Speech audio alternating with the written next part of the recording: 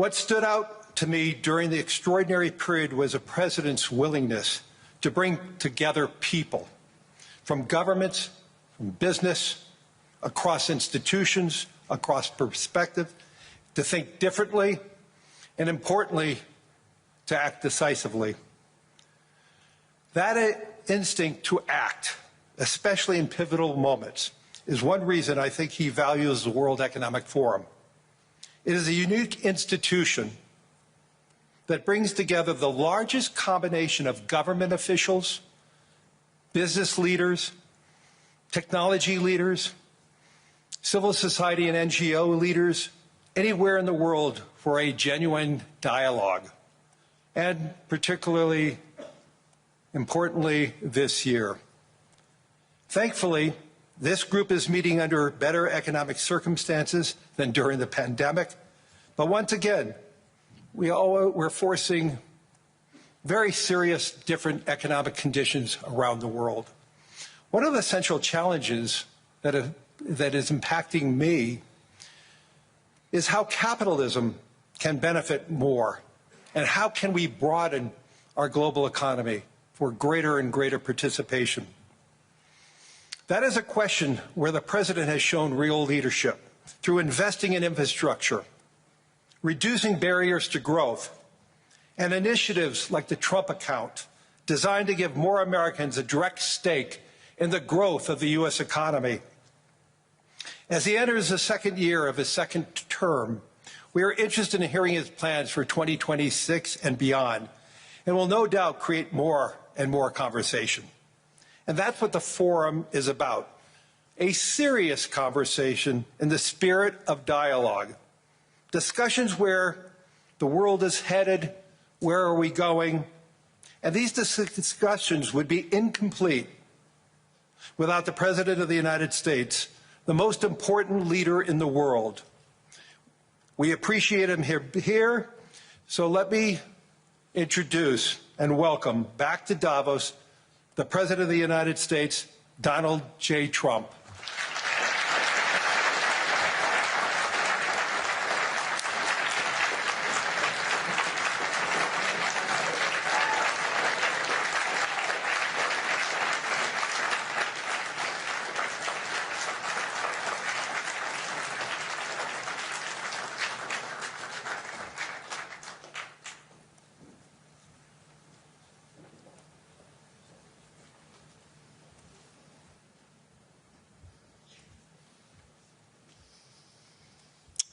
Well, thank you very much, Larry. It's great to be back in beautiful Davos, Switzerland, and to address so many respected business leaders, so many friends, few enemies, and all of the distinguished guests. It's a who's who, I will say that. I've come to this year's World Economic Forum with truly phenomenal news from America. Yesterday marked the one-year anniversary of my inauguration, and today, after 12 months back in the White House, our economy is booming, growth is exploding, productivity is surging, investment is soaring, incomes are rising, inflation has been defeated, our previously open and dangerous border is closed and virtually impenetrable. And the United States is in the midst of the fastest and most dramatic economic turnaround in our country's history. Under the Biden administration, America was plagued by the nightmare of stagflation, meaning low growth, and high inflation, a recipe for misery, failure, and decline. But now, after just 1 year of my policies, we are witnessing the exact opposite: virtually no inflation and extraordinarily high economic growth. Growth like, I believe, you'll see very shortly, our country has never seen before, perhaps no country has ever seen before. Over the past 3 months, core inflation has been just 1.6%. Meanwhile, fourth quarter growth is projected to be 5.4%, far greater than anybody other than myself and a few others had predicted. Since the election, the stock market has set 52 all-time high records, So that's in 1 year, 52 records, adding $9 trillion in value to retirement accounts, 401ks, and people's savings. People are doing very well. They're very happy with me. Since my inauguration, we've lifted more than 1.2 million people off of food stamps, and after 4 years in which Biden secured less than $1 trillion of new investment in our country. Think of that, 1 trillion, substantially less than that. In 4 years, we've secured commitments for a record-breaking $18 trillion, and we think when the final numbers come out, they'll be closer to $20 trillion of investment. That's never been done by any country at any time, not even close. Just over 1 year ago, under the radical left Democrats, we were a dead country. Now we are the hottest country anywhere in the world. In fact, the United States economy is on pace to grow at double the rate that was projected by the IMF just last April. And with my growth and tariff policies, it should be much higher. I really believe we can be much higher than that. And this is all great news, and it's great for all nations. The USA is the economic engine on the planet, and when America booms, the entire world booms. It's been the history. When it goes bad, it goes bad. You all follow us down, and you follow us up, and we're at a point that I don't believe we've ever been. I never thought we could do it this quickly. My biggest surprise is I thought it would take more than a year, maybe like a year and 1 month. But it's happened very quickly. This afternoon, I want to discuss how we have achieved this economic miracle, how we intend to raise living standards for our citizens to levels never seen before, and perhaps how you too and the places where you come from can do much better by following what we're doing, because certain places in Europe are not even recognizable, frankly, anymore. They're not recognizable. And we can argue about it, but there's no argument. Friends come back from different places. I don't want to insult anybody and say I don't recognize it. And that's not in a positive way. That's in a very negative way. And I love Europe, and I want to see Europe go good. But it's not heading in the right direction. In recent decades, it became conventional wisdom in Washington and European capitals that the only way to grow a modern Western economy was through ever-increasing government spending, unchecked mass migration, and endless foreign imports.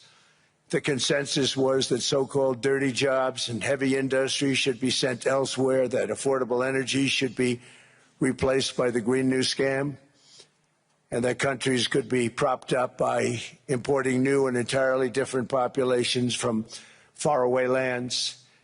This was the path that Sleepy Joe Biden administration and many other Western governments very foolishly followed, turning their backs on everything that makes nations rich and powerful and strong.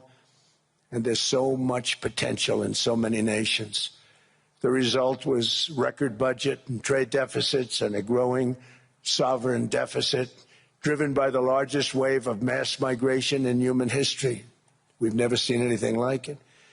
Quite frankly, many parts of our world are being destroyed before our very eyes, and the leaders don't even understand what's happening. And the ones that do understand aren't doing anything about it. Virtually all of the so-called experts predicted my plans to end this failed model would trigger a global recession and runaway inflation. But we have proven them wrong. It's actually just the opposite. In 1 year, our agenda has produced a transformation like America has not seen in over 100 years. Instead of closing down energy plants, we're opening them up. Instead of building ineffective, money-losing windmills, we're taking them down and not approving any. Instead of empowering bureaucrats, we're firing them, and they're going out and getting jobs in the private sector for 2 and 3 times what they were making in government. So they started off hating me when we fired them, and now they love me. Instead of raising taxes on domestic producers, we're lowering them and raising tariffs on foreign nations to pay for the damage that they've caused. In 12 months, we have removed over 270,000 bureaucrats from the federal payrolls, the largest single-year reduction in government employment since the end of World War II. Nobody thought that was coming, but we had no choice. To make a country great, you can't have all federal jobs. We've cut federal spending by $100 billion and slashed the federal budget deficit by 27% in the single year. It's going to go down quite a bit more from that, driving inflation way down from the record highs of the Biden administration.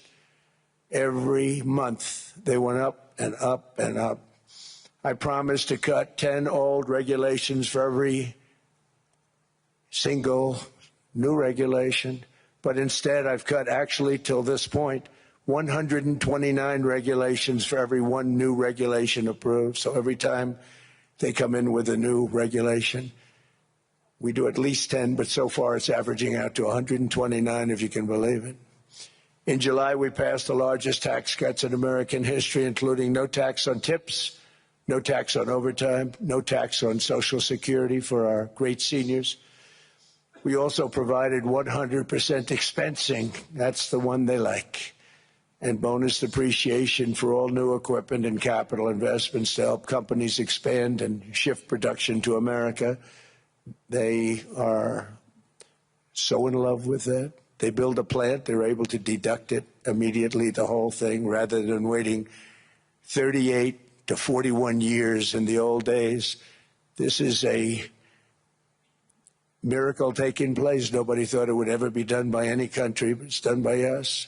It was what made my first term the most successful four-year term that we've ever had from a financial standpoint.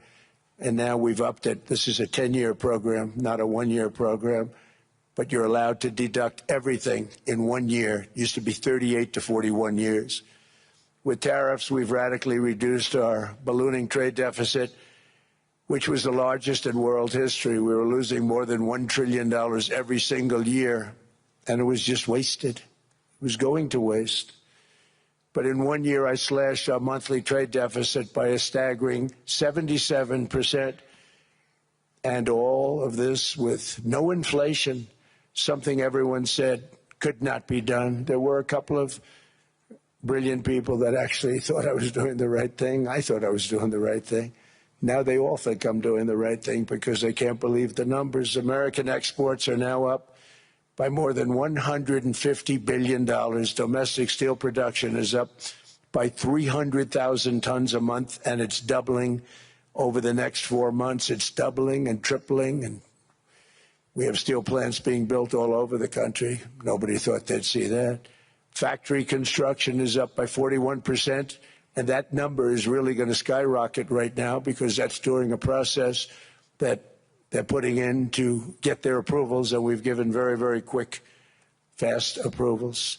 In the process, we've made historic trade deals with partners covering 40% of all U.S. trade. Some of the greatest companies and countries in the world. We have countries as our partner, too. The European nations, Japan, South Korea. They're our partners. They've gone into massive deals with us, especially on oil and gas. And these agreements raise growth and cause stock markets to boom, not only in the U.S., but virtually every country that came to make a deal, because, as you've learned, when the United States goes up, you follow. It's really become a staple. In America, I've stopped the nation-wrecking energy policies that drive up prices while sending jobs and factories to the world's worst polluters. They are indeed polluters. Under Sleepy Joe Biden, new domestic oil and gas leases fell by 95%. Think of that. And they wonder, why was gasoline going up so fast? The gasoline actually topped $5 a gallon, and some places $7 a gallon, and more than 100 major power plants were violently shut down by incompetent people that had no idea what the hell they were doing. Under my leadership, U.S. natural gas production is at an all-time high by far. U.S. oil production is up by 730,000 barrels a day, and last week we picked up 50 million barrels from Venezuela alone. Venezuela has been an amazing place for so many years, but then they went bad with their policies. 20 years ago, it was a great country, and now it's got problems, but we're helping them. And those 50 million barrels, we're going to be splitting up with them, and they'll be making more money than they've made in a long time. Venezuela is going to do fantastically well. We appreciate all of the cooperation we've been giving. We've been giving great cooperation. Once the attack ended, and they said, let's make a deal. More people should do that. But Venezuela is going to make more money in the next 6 months than they've made in the last 20 years. Every major oil company is coming in with us. It's amazing. It's a beautiful thing to see. The leadership of the country has been very good. They've been very, very smart. The price of gasoline is now below $2.50 a gallon in many states, $2.30 a gallon in most states. Then we'll soon be averaging less than $2 a gallon. In many places, it's already down even lower, $1.95 a gallon. Numerous states are at $1.99, numbers that nobody has heard for years. Actually, since my last administration, we got it down to around those numbers. I've signed an order directing and approval of many new nuclear reactors. We're going heavy into nuclear. I was not a big fan because I didn't like the risk, the danger, but they have the progress they've made with nuclear is unbelievable, and the safety progress they've made is incredible. We're very much into the world of nuclear energy, and we can have it now at good prices and very, very safe. And we're leading the world in AI by a lot. We're leading China by a lot. I think President Xi respects what we've done, in part because I've allowed these big companies building these massive buildings to build their own electric capacity. They're building their own power plants, which when added up is more than any country anywhere in the world is doing. I read recently an article in the Wall Street Journal that China's creating so much energy, and they are. I got to hand it to them. But we're creating as much or more, and we're letting them do that. I'm very proud of it. It was my idea. I said, you can't create this much energy. We needed more than double the energy currently in the country just to take care of the AI plants. And I said, we can't do that. We have an old grid system. And I came up with the idea, you know, you people are brilliant. You have a lot of money. Let's see what you can do. You can build your own electric generating plants. And they looked at me. They didn't believe me. All of the names that are, I think, in the room right now, if you want to know the truth, they didn't believe it. And I said, no, you can't. They came back 2 weeks and they didn't have the plant. They said, we thought you were kidding. I said, no, not only am I not kidding, you're going to have your approvals within 2 weeks. I always say nuclear will take 3 weeks. But most aren't going that. They're going oil and gas. They're even going coal in some cases. Because of my landslide election victory, the United States avoided the catastrophic energy collapse which befell every European nation that pursued the Green New Scam, perhaps the greatest hoax in history. The Green New Scam, windmills all over the place, destroy your land, destroy your land. Every time that goes around, you lose $1,000. You're supposed to make money with energy, not lose money. Here in Europe, we've seen the fate that the radical left tried to impose on America. They tried very hard. Germany now generates 22% less electricity than it did in 2017. And it's not the current chancellor's fault. He's solving the problem. He's going to do a great job. But what they did before he got there, I guess that's why he got there. And electricity prices are 64% higher. The United Kingdom produces just 1/3 of the total energy from all sources that it did in 1999. Think of that, 1/3. And they're sitting on top of the North Sea, one of the greatest reserves anywhere in the world, but they don't use it. And that's one reason why their energy has reached catastrophically low levels with equally high prices. High prices, very low levels. Think of that, 1/3. And you're sitting on top of the North Sea, and they like to say, well, you know, that's depleted. It's not depleted. It's got 500 years. They haven't even found the oil. The North Sea is incredible. They don't let anybody drill. Environmentally, they don't let them drill. They make it impossible for the oil companies to go. They take 92% of the revenues. So the oil companies say, we can't do it. They came to see me. Is there anything you can do? I want Europe to do great. I want UK to do great. They're sitting on one of the greatest energy sources in the world, and they don't use it. In fact, their electricity prices have soared 139%.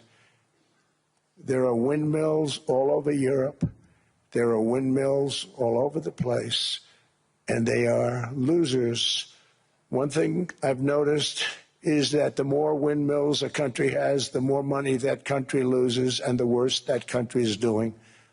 China makes almost all of the windmills, and yet I haven't been able to find any wind farms in China. Did you ever think of that? It's a good way of looking at it. They're smart. China is very smart. They make them, they sell them for a fortune. They sell them to the stupid people that buy them, but they don't use them themselves. They put up a couple of big wind farms, but they don't use them. They just put them up to show people what they could look like. They don't spin. They don't do anything. They use a thing called coal, mostly. But China goes with the coal. They go with oil and gas. They're starting to look at nuclear a little bit, and they're doing just fine. They make a fortune selling the windmills, though, and I think really that's one that they wouldn't be surprised if it stopped. They are shocked that it continues to go. They're very friendly with me. They're shocked that people continue to buy those damn things. They killed the birds. They ruin your landscapes. Other than that, I think they're fabulous, by the way. Stupid people buy them. The consequences of such destructive policies have been stark, including lower economic growth, lower standards of living, lower birth rates, more socially disruptive migration, more vulnerability to hostile foreign adversaries, and much, much smaller militaries. The United States cares greatly about the people of Europe. We really do. I mean, look, I am derived from Europe. Scotland and Germany, 100% Scotland, my mother, 100% German, my father. And we believe deeply in the bonds we share with Europe as a civilization. I want to see it do great. That's why issues like energy, trade, immigration, and economic growth must be central concerns to anyone who wants to see a strong and united West, because Europe and those countries have to do their thing. They have to get out of the culture that they've created over the last 10 years. It's horrible what they're doing to themselves. They're destroying themselves. It's beautiful, beautiful places. We want strong allies, not seriously weakened ones. We want Europe to be strong. Ultimately, these are matters of national security, and perhaps no current issue makes the situation more clear than what's currently going on with Greenland. Would you like me to say a few words of Greenland? I was going to leave it out of the speech, but I think I would have been reviewed very negatively. I have tremendous respect for both the people of Greenland and the people of Denmark, tremendous respect. But every NATO ally has an obligation to be able to defend their own territory. And the fact is, no nation or group of nations is in any position to be able to secure Greenland other than the United States. We're a great power, much greater than people even understand. I think they found that out 2 weeks ago in Venezuela. We saw this in World War II, when Denmark fell to Germany after just 6 hours of fighting and was totally unable to defend either itself or Greenland. So the United States was then compelled, we did it, we felt an obligation to do it, to send our own forces to hold the Greenland territory, and hold it we did at great cost and expense. They didn't have a chance of getting on it, and they tried. Denmark knows that. We literally set up bases on Greenland for Denmark. We fought for Denmark. We weren't fighting for anyone else. We were fighting to save it for Denmark. Big, beautiful piece of ice. It's hard to call it land. It's a big piece of ice. But we saved Greenland and successfully prevented our enemies from gaining a foothold in our hemisphere. So we did it for ourselves also. And then after the war, which we won it big. Without us, right now you'd all be speaking German and a little Japanese, perhaps. After the war, we gave Greenland back to Denmark. How stupid were we to do that? But we did it. But we gave it back. But how ungrateful are they now? So now our country and the world face much greater risks than it did ever before because of missiles, because of nuclear, because of weapons of warfare that I can't even talk about. 2 weeks ago, they saw weapons that nobody ever heard of. They weren't able to fire one shot at us. They said, what happened? Everything was discombobulated. They said, we've got them in our sights. Press the trigger, and nothing happened. No anti-aircraft missiles went up. There was one that went up about 30 feet and crashed down right next to the people that sent it. They said, what the hell is going on? Those defensive systems were made by Russia and by China. So they're going to go back to the drawing boards, I guess. Greenland is a vast, almost entirely uninhabited and undeveloped territory that's sitting undefended in a key strategic location between the United States, Russia, and China. That's exactly where it is, right smack in the middle. Wasn't important nearly when we gave it back. You know, when we gave it back, it wasn't the same as it is now. It's not important for any other reason, you know, everyone talks about the minerals. There's so many places. There's no rare earth, no such thing as rare earth. There's rare processing, but there's so much rare earth. And to get to this rare earth, you got to go through hundreds of feet of ice. That's not the reason we need it. We need it for strategic national security and international security. This enormous unsecured island is actually part of North America, on the northern frontier of the Western Hemisphere. That's our territory.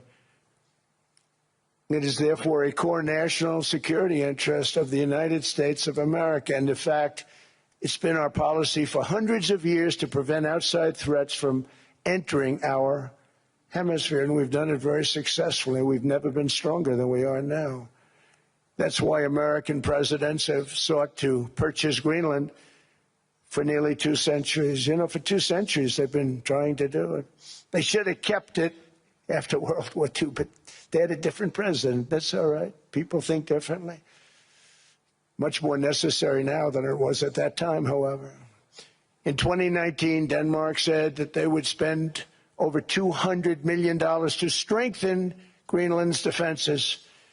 But as you know, they spent less than 1% of that amount. 1%. There's no sign of Denmark there.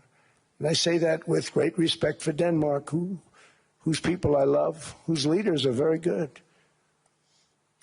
It's the United States alone that can protect this giant mass of land, this giant piece of ice, develop it and improve it and make it so that it's good for Europe and safe for Europe and good for us.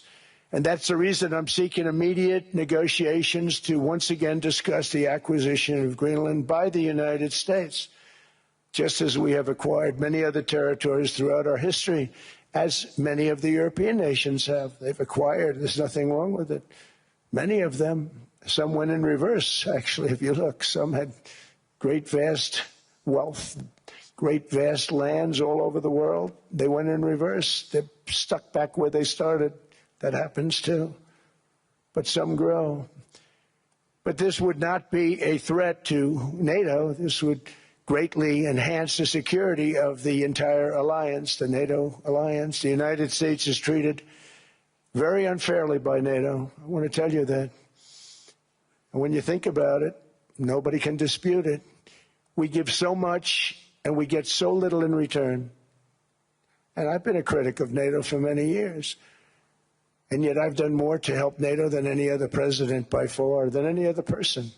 You wouldn't have NATO if I didn't get involved in my first term. The war with Ukraine is an example.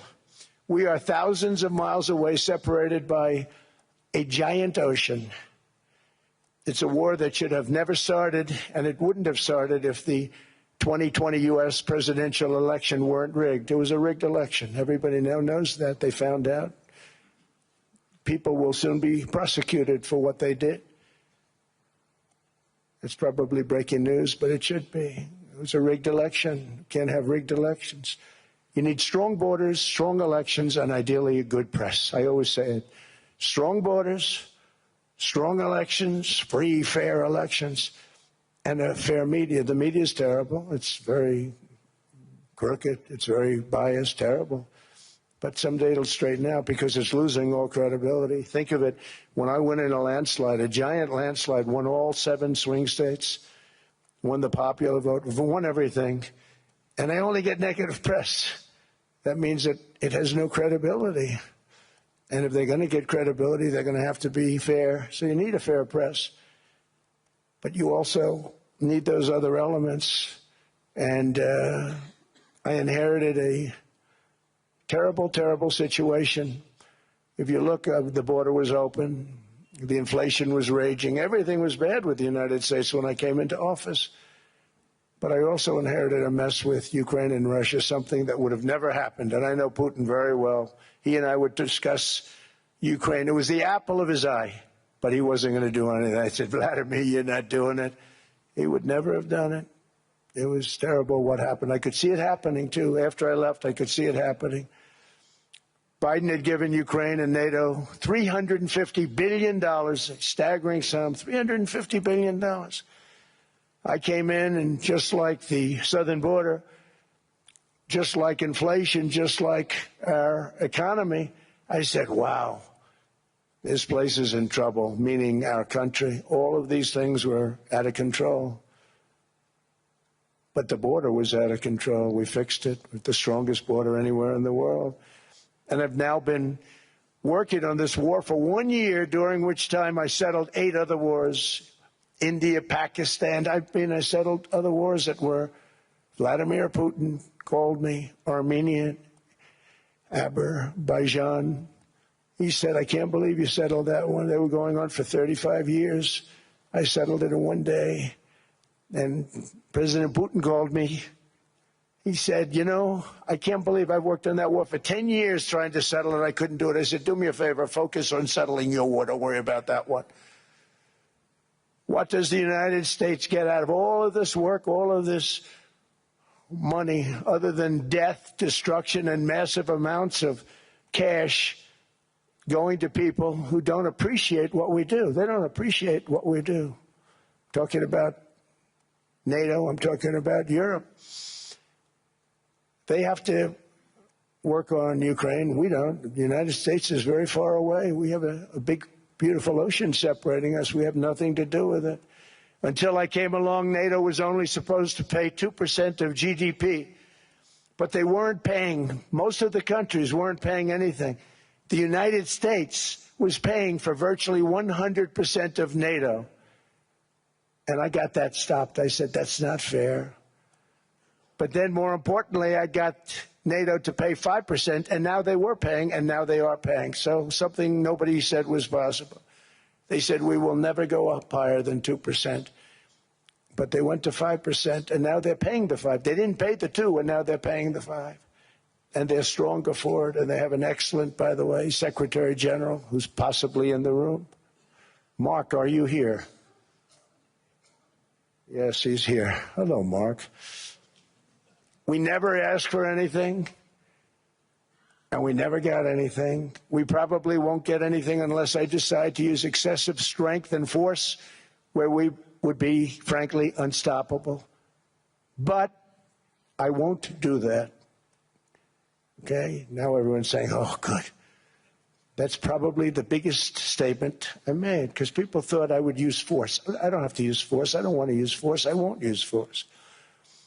All the United States is asking for is a place called Greenland, where we already had it, as a trustee, but respectfully returned it back to Denmark not long ago after we defeated the Germans, the Japanese, the Italians, and others in World War II. We gave it back to them. We were a powerful force then, but we are a much more powerful force now. After I rebuilt the military in my first term and continue to do so today, we have a budget of $1.5 trillion. We're bringing back battleships. The battleship is 100 times more powerful than the great battleships you saw in World War II, those great, big, gorgeous ships, the Missouri, the Iowa, the Alabama.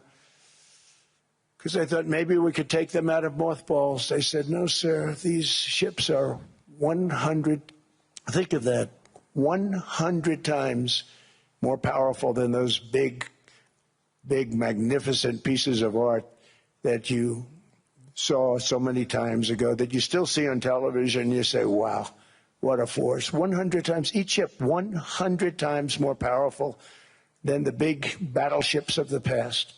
So that was the end of the mothball story. So what we have gotten out of NATO is nothing except to protect Europe from the Soviet Union and now Russia. I mean, we've helped them for so many years. We've never gotten anything, except we pay for NATO. And we paid for many years until I came along. We paid for, in my opinion, 100% of NATO because they weren't paying their bills. And all we're asking for is to get Greenland, including right title and ownership, because you need the ownership to defend it. You can't defend it on a lease. Number one, legally it's not defensible that way, totally. And number two, psychologically, who the hell wants to defend a license agreement or a lease, which is a large piece of ice in the middle of the ocean where if there is a war, much of the action will take place on that piece of ice. Think of it. Those missiles would be flying right over the center of that piece of ice. All we want from Denmark for national and international security and to keep our very energetic and dangerous potential enemies at bay is this land on which we're going to build the greatest golden dome ever built. We're building a golden dome that's going to, just by its very nature, going to be defending Canada. Canada gets a lot of freebies from us, by the way. They should be grateful also, but they're not. I watched your Prime Minister yesterday. He wasn't so grateful. But they should be grateful to us. Canada lives because of the United States. Remember that, Mark, the next time you make your statements. What we did for Israel was amazing, but that's nothing compared to what we have planned for the United States, Canada, and the rest of the world. We are going to build a dome like no other. We did it for Israel. And by the way, I told Bibi, stop taking credit for the dome. That's our technology. That's our stuff. But they had a lot of courage, and they were good fighters, and they did a good job, and we wiped out the Iran nuclear threat like nobody can believe. Nobody's ever seen anything like it. That, Venezuela, taking down Soleimani, wiping out al-Baghdadi when he tried to reinstitute ISIS. We did a lot. I did a lot of big things, all perfectly executed. Everyone was perfectly executed. Somebody told me that, a military expert told me, sir, everything you've done has been perfectly executed. I said, I know. So other presidents have spent, whether foolishly or not, trillions and trillions of dollars on NATO and gotten absolutely nothing in return. We've never asked for anything. It's always a one-way street. Now they want us to help them with Ukraine. And we say, we're going to. I'm really helping, not even them. I want to see, last week, if you saw, it was 10,000 soldiers, but last month it was 31,000 soldiers died. 31,000. That's this room times, the number of people in this room times 30. Think of it. 30,000 soldiers died in 1 month. The month before it was 27,000. The month before that it was 28,000. The month before that it was 25,000. It's a bloodbath. over there. And that's what I want to stop. It doesn't help the United States, but these are souls. These are young people. Look like you, look like some of you right in the front row. They go to war. Their parents are so proud. Oh, there he goes, comes back. 2 weeks later, they get a call. Your son's head's been blown off. I want to stop it. It's a horrible war. It's the worst since World War II. They keep going. They'll exceed World War II. The numbers are staggering, how many people they've lost. They don't want to talk about it. Ukraine and Russia lost just tremendous amounts. And I'm dealing with President Putin, and he wants to make a deal, I believe. I'm dealing with President Zelensky, and I think he wants to make a deal. I'm meeting him today. He might be in the audience right now. But they got to get that war stopped because too many people are dying, needlessly dying. Too many souls are being lost. It's the only reason I'm interested in doing it. But in doing it, I'm helping Europe, I'm helping NATO, and I've until the last few days when I told them about Iceland, they loved me. They called me daddy, right, last time. A very smart man said, he's our daddy. He's running it. I was like running it. I went from running it to being a terrible human being. But now what I'm asking for is a piece of ice, cold and poorly located, that can play a vital role in world peace and world protection. It's a very small ask compared to what we have given them for many, many decades. But the problem with NATO is that we'll be there for them 100%. But I'm not sure that they'd be there for us. If we gave them the call, gentlemen, we are being attacked. We're under attack by such and such a nation. I know them all very well. I'm not sure that they'd be there. I know we'd be there for them. I don't know that they'd be there for us. So with all of the money we expend, with all of the blood, sweat, and tears, I don't know that they'd be there for us. They're not there for us on Iceland, that I can tell you. I mean, our stock market took the first dip yesterday because of Iceland. So Iceland's already cost us a lot of money. But that dip is peanuts compared to what it's gone up. And we have an unbelievable future in that stock. That stock market is going to be doubled. We're going to hit 50,000, and that stock market's going to double in a relatively short period of time because of everything that's happening.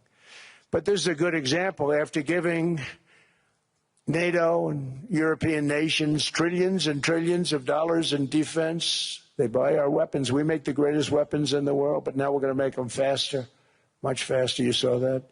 I put a cap on the salaries. Then I put no buybacks, no stock buybacks, no various other things that they were doing. I mean, they were making $50 million, but it would take them 3 years to give you a Patriot missile. I said, that's not good. My chauffeur can do a better job than that, and he makes slightly less than 50.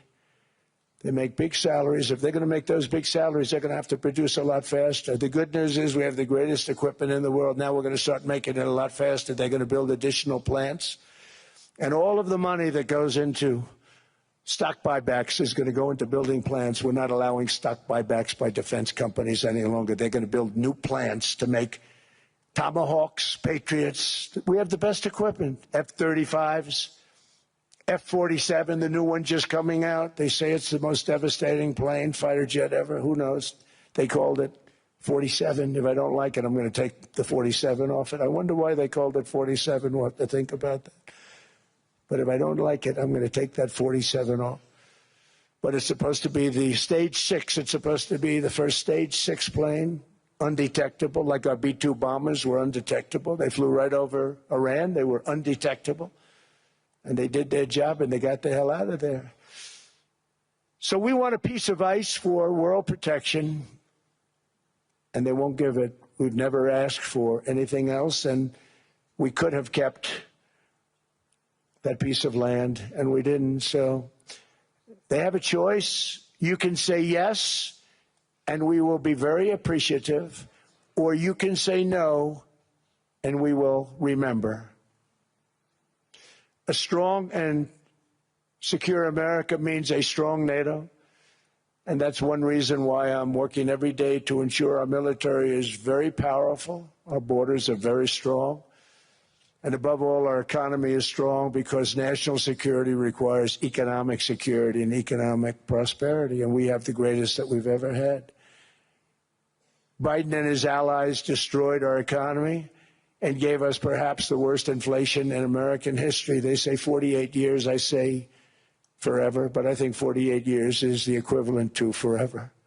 Whether it's 48 years or ever, it's terrible, costing the typical family $33,000. What they did to this country should never, ever be forgotten. It's early, but he has to be rated as the worst president we've ever had by far. The auto pen did much of the damage. The auto pen, he was the auto pen president, because I don't believe a sane president would have ever signed the kind of things that he signed. But now grocery prices, energy prices, airfares, mortgage rates, rent, and car payments are all coming down, and they're coming down fast. We inherited a mess, but we've done a hell of a job in 12 months. Under my most favored nation policy for drug prices, the cost of prescription drugs is coming down by up to 90%, depending on the way you calculate. You could also say 5, 6, 7, 800%. There are two ways of figuring that. But we have a favored nations policy that every president wanted, no president was able to get. I got it, and other nations approved it. And I had to use tariffs in order to get it because they said, no way. In other words, a pill that costs 10% in London costs $130. Think it costs $10 in London, costs $130 in New York or in Los Angeles. And I'd say, boy, that's bad. Friends of mine would say, you know, we go to London, you can buy the stuff for nothing. We go all over the world, we can buy it for nothing. Because basically America was subsidizing every nation in the world because presidents allowed them to get away with it. It became very tough. So when I called up Emmanuel Macron, I watched him yesterday with those beautiful sunglasses. What the hell happened?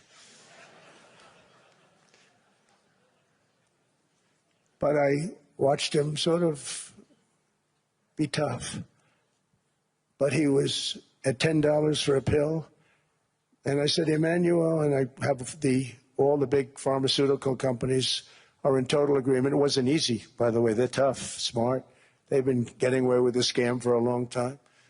But they gave it up. But they said, you'll never get the countries to approve it. I said, why is that? Because they won't. They always said, we're not paying any more. Get the rest for the United States. So over the years, they stayed the same. We just went up, up, up. And I mean, we would pay 13, 14, 15 times more than certain countries would. So I said, no, they'll approve it 100%. Sir, you'll never get them to approve it. I said, I guarantee you. But I actually started with Emmanuel, who probably is in the room too. And I like him. I actually like him. Hard to believe, isn't it? And I said, Emmanuel, you're going to have to lift the price of that pill to $20, maybe $30. Think of that. That means it's a doubling of prescription drugs. Might be a tripling, might be a quadrupling. It's not easy. No, no, no, Donald, I will not do that. I said, yes, you will, 100%. He said, no, no, no. You're asking me to double. I said, Emmanuel, you've been taking advantage of the United States for 30 years with prescription drugs. You really should do it, and you will do it. I have no doubt. In fact, I am 100% sure you're going to. No, no, no, I will not do it. Because, yes, in all fairness to him, he has to double or triple. Because the world being a bigger place than the United States, it's not that you meet in the middle. You just have to go up some, and we come down a lot. They go up a little, we come down a lot. So we're at $130. They're at 10. So they may have to go to 20 or 30. No more than that. I said, Emmanuel, you're going to be doubling or tripling? No, no, no. I said, here's the story, Emmanuel. The answer is you're going to do it. You're going to do it fast. And if you don't, I'm putting a 25% tariff on everything that you sell into the United States and a 100% tariff on your wines and champagnes. And that's about 10 times more than what I'm requesting. And you're going to do it. I don't want to go public with it, but you may make me do that. No, no, Donald, I will do it. I will do it. It took me, on average, 3 minutes a country, saying the same thing. You will do it. They all said, no, no, no, I will not do it. You're asking me to double the cost of prescription. I said, that's right, because you've been screwing us for 30 years. And they said, we will not do it. I said, that's all right. On Monday morning, we're putting a 25, 30, 50. I gave different numbers for different countries. This is also national security we're talking about. Not fair. We're not going to subsidize the whole world. And every one of those countries have agreed to do it. So one of the biggest things that I've done is the fact that we have now most favored nation. We will pay whatever the lowest price is in the entire world. So our drug prices are going to be coming down by staggering 90%. Again, you could say 1,000%, 2,000%. Depends on the way you want to figure it, but we'll go with the way the fake news likes it better because it sounds, can you imagine a 90% reduction sounds much worse. But drug prices are going to be coming down tremendously in all the nations, and I appreciate them doing it, but they did it. In all fairness, without tariffs, I wouldn't have been able to get it done. After declining $3,000 under Biden, real incomes are up in the United States by $2,000, $3,000, and even $5,000 and more. Home ownership has always been a symbol of health and vigor of American society, but that goal fell out of reach for millions and millions of people in the Biden era because interest rates went up so high. Today, I'm taking action to bring back this bedrock of the American dream. In recent years, Wall Street giants and institutional investment firms, many of you are here, many of you are good friends of mine, many of you are supporters. Sorry to do this to you, I'm so sorry. But you've driven up housing prices by purchasing hundreds of thousands of single-family homes, and it's been a great investment for them. Often as much as 10% of houses on the market. You know, the crazy thing is a person can't get depreciation on a house, but when a corporation buys it, they get depreciation. Okay, that's something we're going to have to think about, too. I don't know if too many people think about that. You buy a corporation, they buy 500 houses. They buy hundreds of thousands. They buy 500 houses. They can take depreciation. A person sweats and works and buys one house. They can't. But homes are built for people, not for corporations, and America will not become a nation of renters. We're not going to do that. That's why I have signed an executive order banning large institutional investors from buying single-family homes. It's just not fair to the public. They're not able to buy a house. And I'm calling on Congress to pass that ban into permanent law, and I think they will. One of the biggest barriers to saving for a down payment has been surging credit card debt. The profit margin for credit card companies now exceeds 50%, one of the biggest. And they charge Americans interest rates of 28%, 30%, 31%, 32%. Whatever happened to usury? So to help our citizens recover from the Biden disaster, all caused by this horrible precedent, I'm asking Congress to cap credit card interest rates at 10% for 1 year. And this will help millions of Americans save for a home. They have no idea they're paying 28%. They go out there a little late in their payment and they end up losing their house. It's terrible. To unleash innovation in savings and financing, I'm also working to ensure America remains the crypto capital of the world. And to that end, last year I signed the landmark Genius Act into law. Now Congress is working very hard on crypto market structure legislation, Bitcoin, all of them, which I hope to sign very soon, unlocking new pathways for Americans to reach financial freedom. And I did it for two reasons. Number one, I thought it was politically good, and it was. I got tremendous political support. But more importantly, China wanted that market, too. It's just like they want the AI.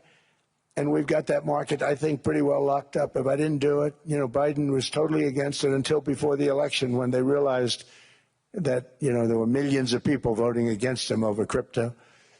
And all of a sudden they loved it very much, but it was too late. They blew it. But it is politically popular, but it's much more importantly, we have to make it so that China doesn't get the hold of it. And once they have that hold, we're not going to be able to get it back. So I'm honored to have done it. Finally, I've instructed government-backed institutions to purchase up to $200 billion in mortgage bonds to bring down interest rates. And I'll be announcing a new Fed chairman in the not-too-distant future. I think he'll do a very good job. See, I gave away some of it. He did give that away. So we have something, got something, but somebody that's very respected. They're all respected. They're all great. Everyone that I interviewed is great. Everyone could do, I think, a fantastic job. Problem is they change once they get the job. They do. You know, they're saying everything I want to hear, and then they get the job. They're locked in for 6 years. They get the job, and all of a sudden, let's raise rates a little bit. I call them, sir, we'd rather not talk about this. It's amazing how people change once they have the job. It's too bad. Sort of disloyalty, but they got to do what they think is right. We have a terrible chairman right now. Jerome, too late Powell. He's always too late. And he's very late with interest rates, except before the election. He was just fine for the other side. So we're going to have somebody that's great, and we hope he does the right job. Last week, the average 30-year mortgage rate dropped below 6% for the first time in many years. Another major factor in driving up housing costs was the mass invasion of our borders. And I have to say one thing about housing, because nobody ever says this. I am very protective of people that already own a house, of which we have millions and millions and millions. And because we have had such a good run, the house values have gone up tremendously. And these people have become wealthy.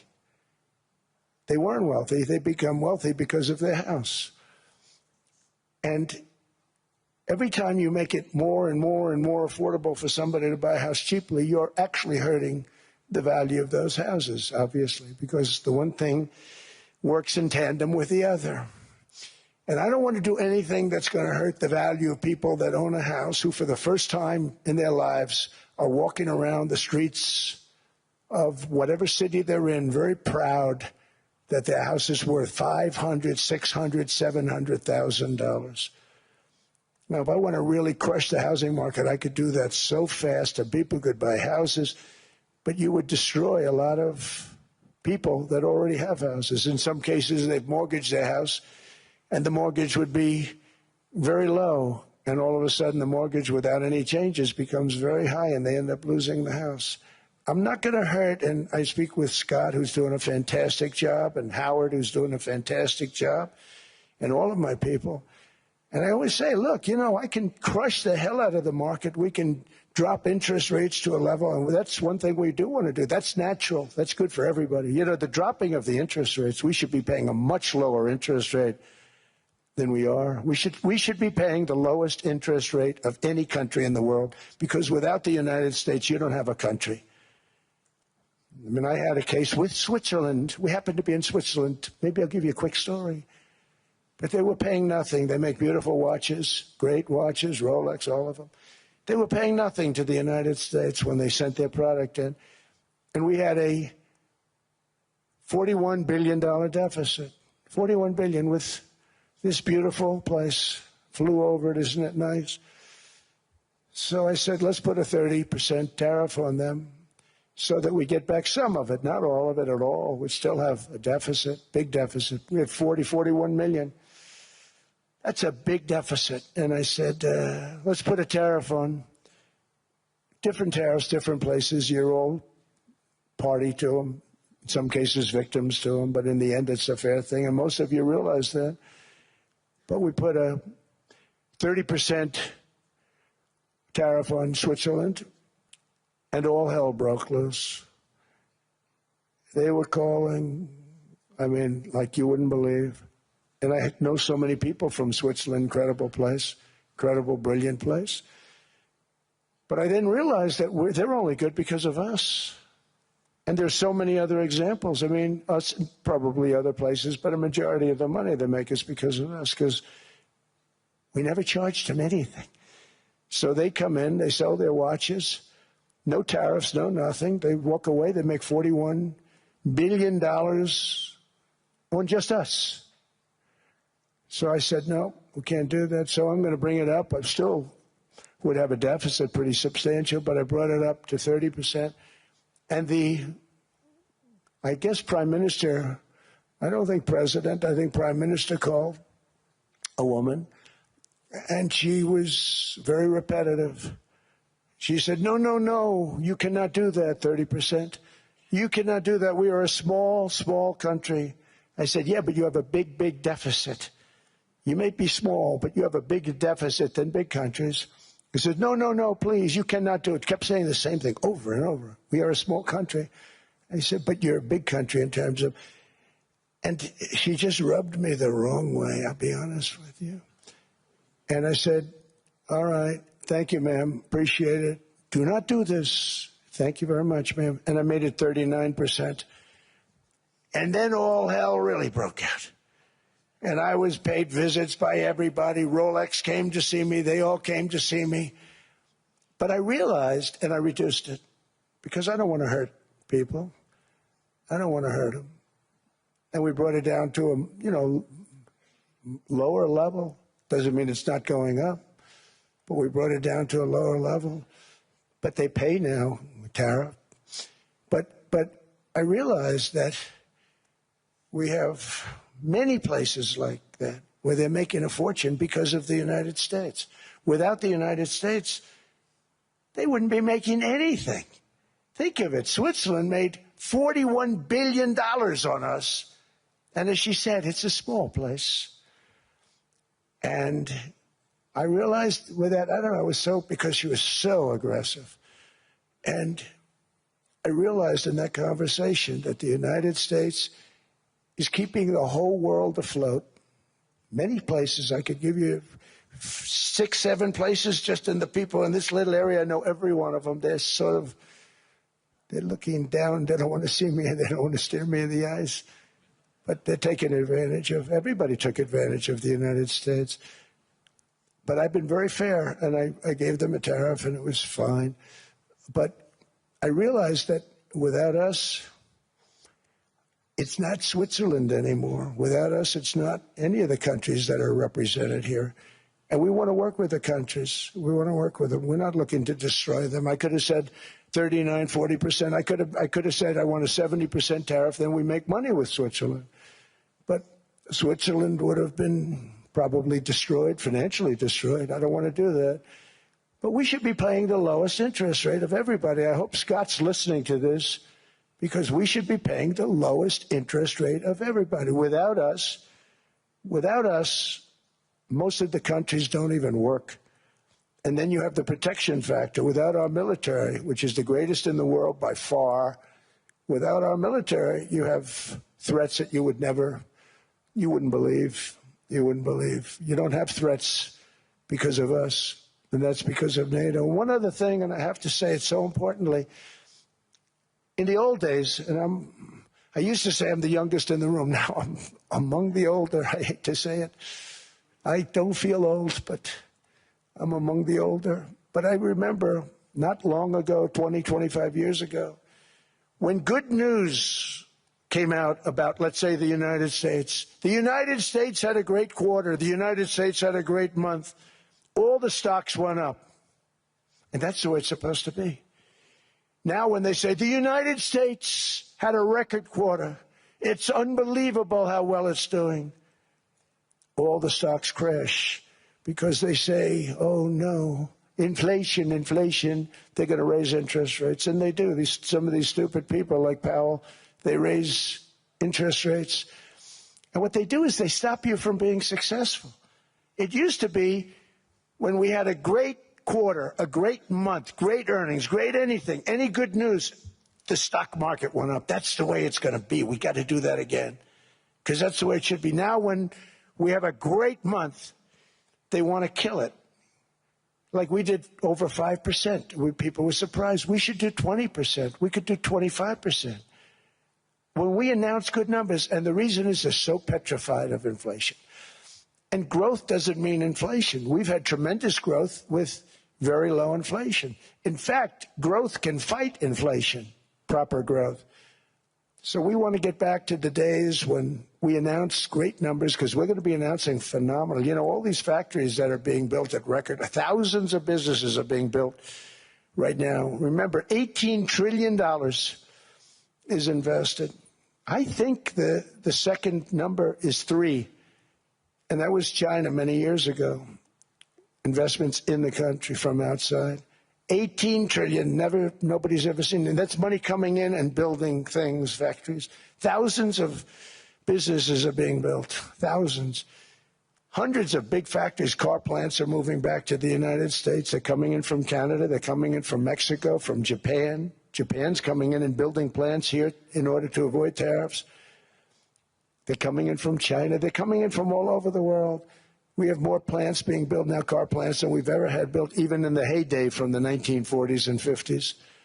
And they're bigger. They don't use renovations anymore where they take an old plant, they rip it down, they build a brand new plant, super modern plant. But it's happening at levels that nobody's ever seen. In 2024, the U.S.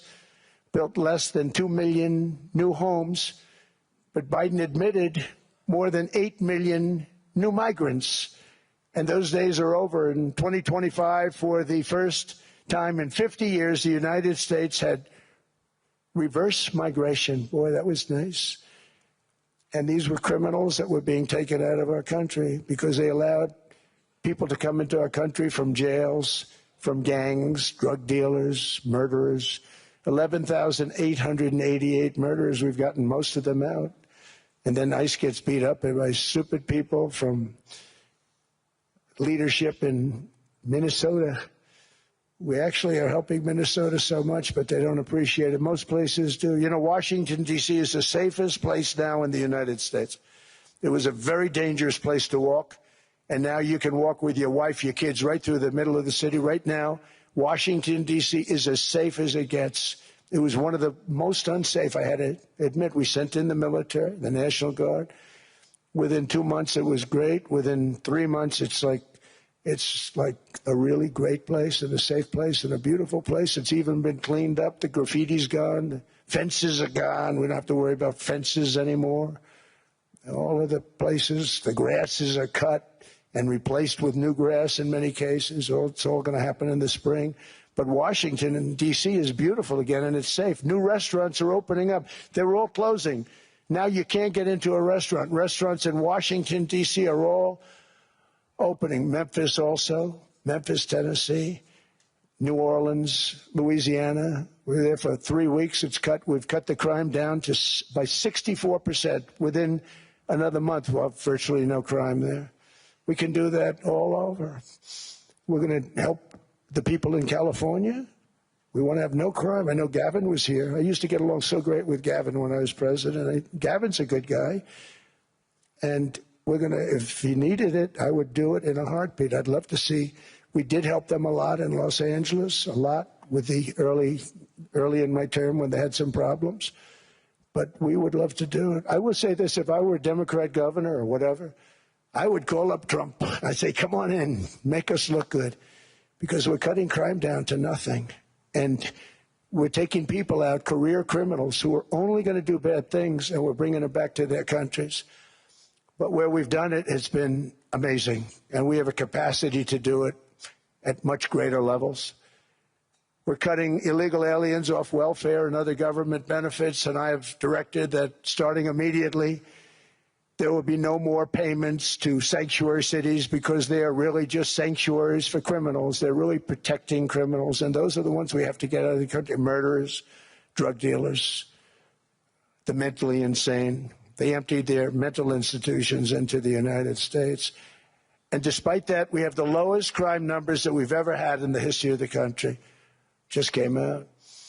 But equally importantly, we're cracking down on more than $19 billion in fraud that was stolen by Somalian bandits. Can you believe that Somalia, they turned out to be higher IQ than we thought? I always say these are low IQ people. How did they go into Minnesota and steal all that money? And we have, you know, they're pirates. They're good pirates, right? But we shoot them out of the water just like we shoot the drug boats out. They're not pirating too many boats lately, do you notice? When they go out into those boats, they want to take over a $1.5 billion tanker loaded up with oil. And they say, we're going to blow up your boat. They have powerful weapons. You hit the side of the boat, you blow the whole thing up. The insurance companies are petrified. So they say, just give them the boat. We'll give them money instead. And I don't do that. We blow them right the hell out of the water. We see them going out, we blow them out of the water. We don't have any pirates so much anymore. If we do, they won't be there long. We've cut down with the hitting of the boats that are loaded up with drugs, including submarines. Can you believe they actually buy small, they call mini subs, very fast. They're meant for drugs. We've knocked out 2 of them. The Democrats say they were fishing. You have ruined somebody's fishing weekend, I would say. A submarine is not a fishing boat. You don't fish. But we've knocked down drugs by water, the oceans, the sea, by 97.2%. Think of that. And I actually say, who the hell are the 3%? Because I would not want to be piloting one of those boats. We knocked them down, and now we're going to start on land. We're going to knock it all out. The land is the easy part. What we did on sea is incredible, and that's our great military. The situation in Minnesota reminds us that the West cannot mass import foreign cultures, which have failed to ever build a successful society of their own. I mean, we're taking people from Somalia, and Somalia is a failed, it's not a nation. Got no government, got no police, got no military, got no nothing. And then we have this fake congressperson who they just reported is worth $30 million. You believe this? Ilhan Omar, talking about the Constitution that provides me. She comes from a country that's not a country, and she's telling us how to run America. Not going to get away with it much longer, let me tell you. The explosion of prosperity and conclusion and progress that built the West did not come from our tax codes. It ultimately came from our very special culture. This is the precious inheritance that America and Europe have in common. We share it. We share it, but we have to keep it strong. We have to become stronger, more successful, and more prosperous than ever. We have to defend that culture and rediscover the spirit that lifted the West from the depths of the Dark Ages to the pinnacle of human achievement. We live in an incredible, changing period. It's an unbelievable time, but we have to take advantage of the time that we're in. In our hands are technologies that our ancestors could scarcely have. I mean, they couldn't have even dreamt some of the things that we see today. And so rapidly they're produced. I mean, AI, 2 years ago, nobody ever heard of the term, and now everybody's talking about it. And it can have some very good purpose. It could also have some dangerous purpose, and for that, we have to watch out. But some tremendous things are happening because of it. And we're leading by so much. We're doing so well. But opportunities that are bigger and grander than ever before in human history are right before us.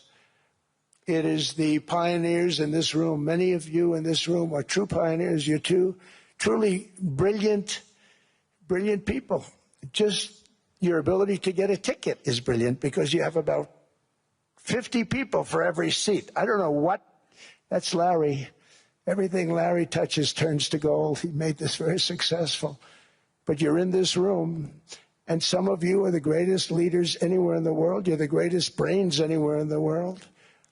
And the future is unlimited, and to a large part because of you. And we have to protect you, and we have to cherish you.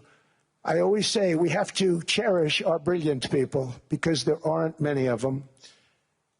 So together with confidence, boldness, and persistence, let us lift up our people, grow our economies, defend our shared destiny, and build a future for our citizens that is more ambitious, more exciting, more inspiring, and greater than the world has ever seen. We're in a position to do things that nobody else has ever even thought of before. And many of the people in this room are the ones that are doing it, and I want to congratulate you, and I'm with you all the way. You can do things that nobody else can even think about. So I congratulate you on your tremendous success. And the United States is back, bigger, stronger, better than ever before. And I'll see you around. Thank you all very much. Thank you very much.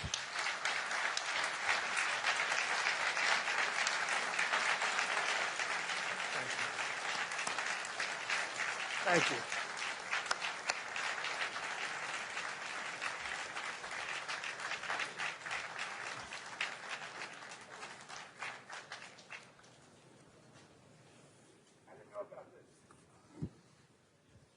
This was supposed to be a nice fire chat, Mr. President. Yes, good.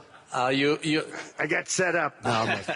I did, though. You made the job for the moderator really easy. Thank you, Mr. President, for your speech. I do have a few follow-up questions, if it's okay. Sure. I don't think I should start with Greenland, maybe. I'll start with the economy. The U.S. economy is doing really, really well. But how to sustain this growth moving forward? Because there's always a recession looming around the corner. Well, you know, the one thing about economies and recessions is sometimes you get hit unexpectedly and there's nothing you can do about it. They're all brilliant people, but there's nothing. One example was COVID. We had an economy going at levels like nobody had ever seen my first 2.5, 3 years. And then I heard the word pandemic, not COVID. They came up with that name over a period of time. We won't get into that. But I heard the word pandemic. And I had a poll come out that was so strong just prior to that. And I was with the two best pollsters, McLaughlin and Fabrizio. And they said, sir, George Washington and Abraham Lincoln, if they came back and ran as president and vice president, they couldn't beat you. And then what happened is the following day, I was told to stay tuned because there's something really bad happening in China. There are bodies laying all over Wuhan, right around that certain building that we talk about. I always said it came from Wuhan. It did come from Wuhan. And they were body bags. We saw it by satellite. And they said, there are strange things happening in China. And so it began. And we ended up with the COVID, and the whole world suffered. We did a phenomenal job. I don't think we got the credit we deserve. We did something that Operation Warp Speed, which some people say was one of the greatest military feats ever. We did a great job. Used our military, used a lot of people. But sometimes you get hit with things, nothing you can do. You get hit with things like that unexpectedly. And we got through it. And when I left, the stock market was higher than it was previous to the COVID coming up. And that was, I called it a great achievement. But things happen. Bad things happen. The things that we can stop are wars if we're smart.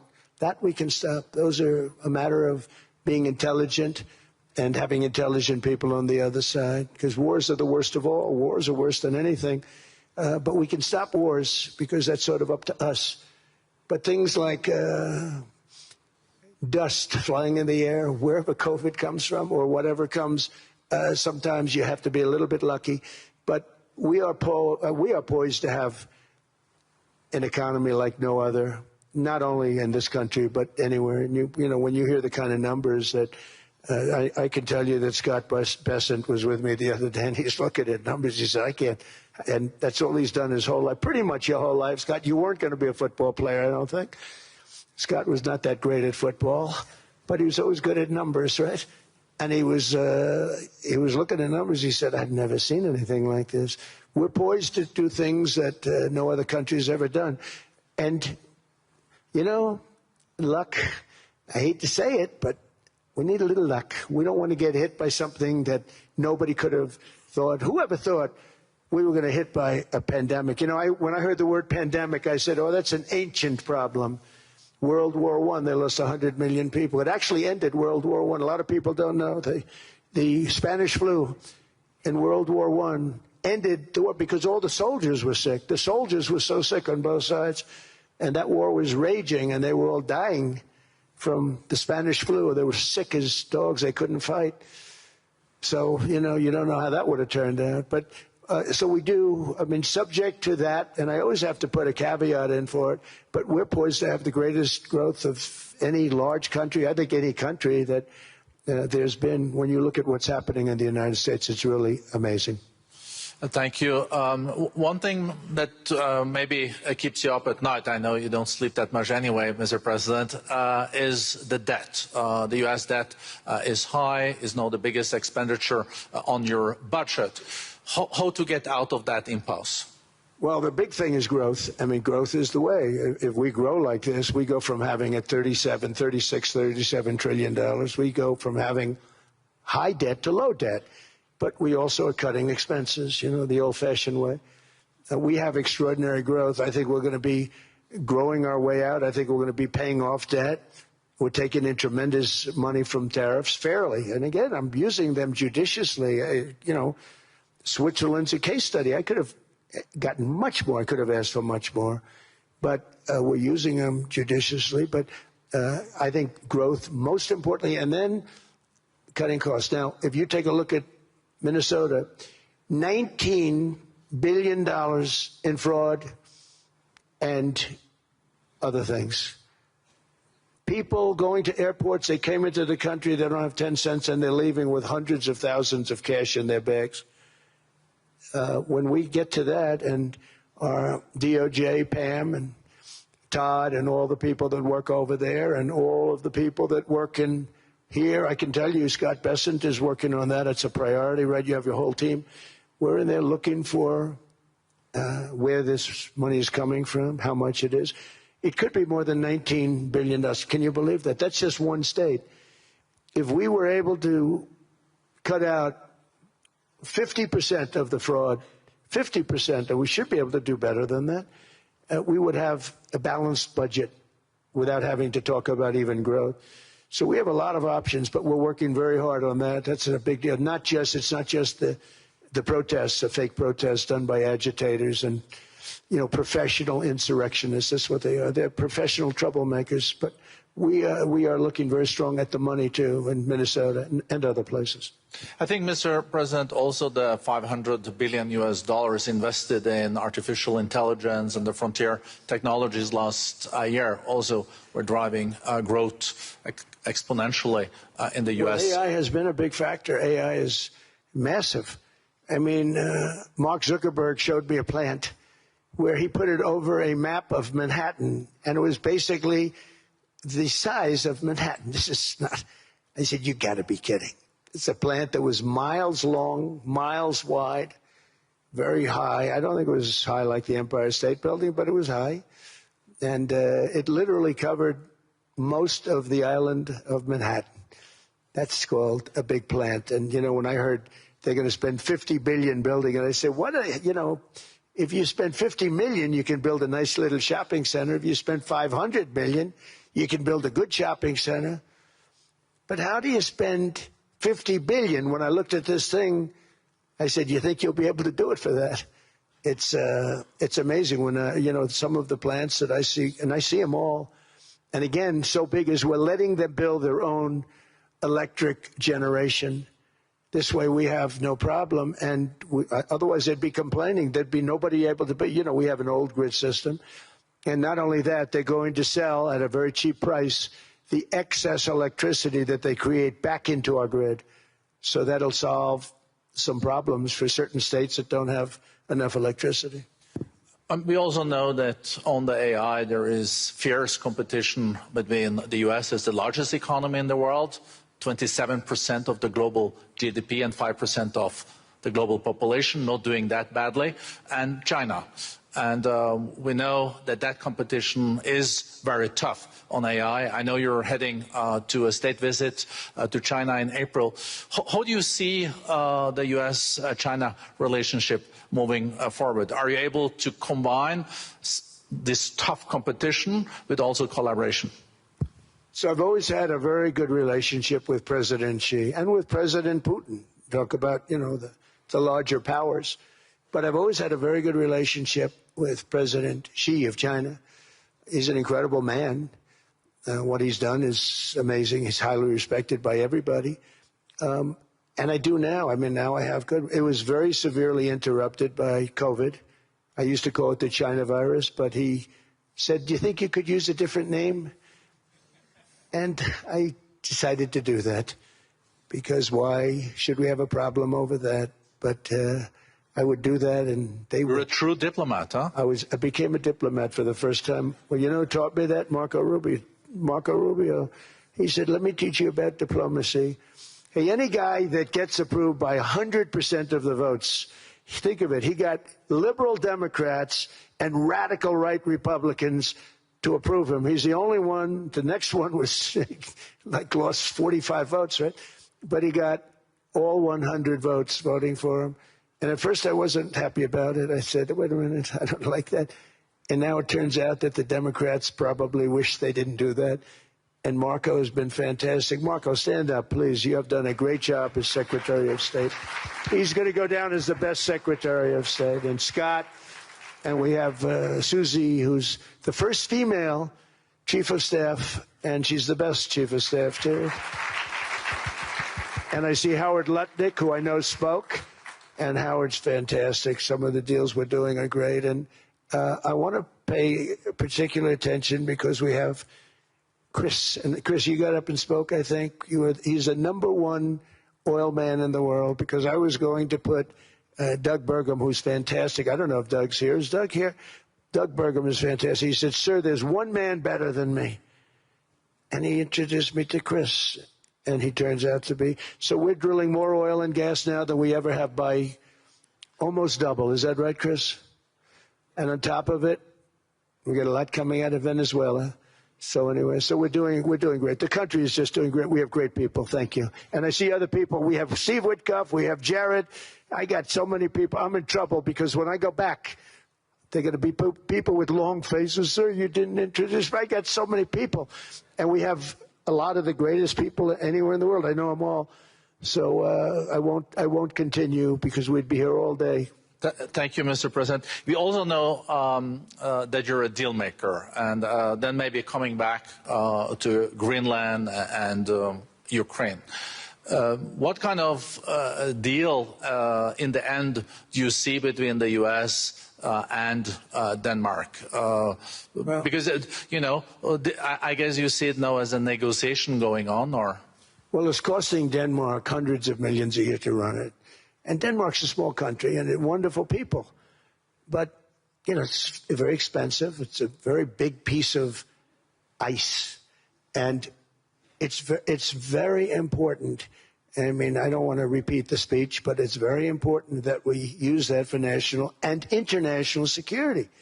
That can create a power that will make it impossible for the bad guys to do anything against the perceived good ones. And it's a great block for Europe, just like, you know, Denmark was supposed to spend hundreds of millions of dollars. They didn't spend the money. They didn't spend anything, almost. And we'll see what happens. I just say this. NATO has treated the United States of America very unfairly. We never asked for anything. We never got anything. We actually took care of the needs of NATO for years and years, which I felt was always unfair. So I got NATO to pay because they're rich countries. But I think it's time that NATO step up. We're helping them with Ukraine. Without us, I think Putin would have gone all the way. I think we have it. I think there could have been a World War III, if you want to know the truth.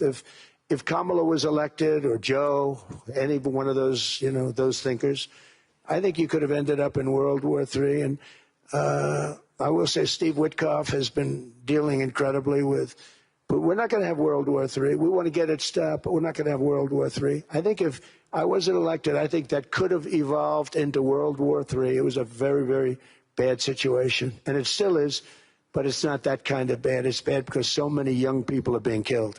How close do you think there is on an agreement on Ukraine? I had the pleasure of speaking with Steve Witkoff and Jared Kushner yesterday. I know they're working hard on it. I know that they're also traveling now. Do you see this very close or still? Well, I hate to say it. I thought that was going to be so. I settled 8 wars plus. And I thought that was going to be one of my easier ones. Not the easiest. Some I settled in a matter of hours because I'm good at that stuff. You know, The United Nations should be doing this. I shouldn't be doing it, but it doesn't matter. It's got to get done, saving a lot of lives. We're saving millions of lives. With Ukraine, Russia, there's tremendous hatred between President Zelensky and President Putin. That's not good. That's not good for settlements. We know from dealing. There's abnormal hatred. With that being said, I think Russia wants to make a deal. I think Ukraine wants to make a deal. And we're going to try getting a deal done. We're getting, I think, Steve, I think I can say that we're reasonably close. But what happens is oftentimes we'll have a deal with Russia. Russia's set, and President Zelensky will not do it. You saw that when he was in the Oval Office. I was not happy. And then we'll have President Zelensky who wants to make a deal, and Putin doesn't want to make the deal.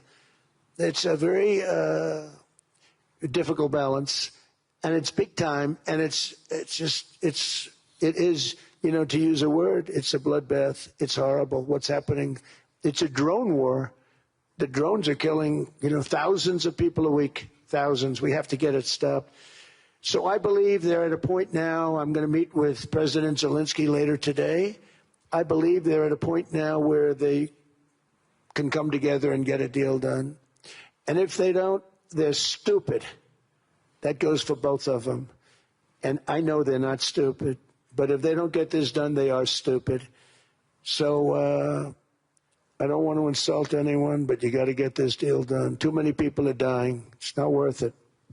President Sisi is sitting on the first row here. He spoke earlier today and also complimented you on the Gaza deal. I think there will be a signing tomorrow. Of course, there are different views on this, but how important do you think this signing is on the board of peace? And do you think this is going to sustain? Do you think we now will see Gaza reconstructed and the billions of US dollars invested? I do. I mean, I think we have peace in the Middle East.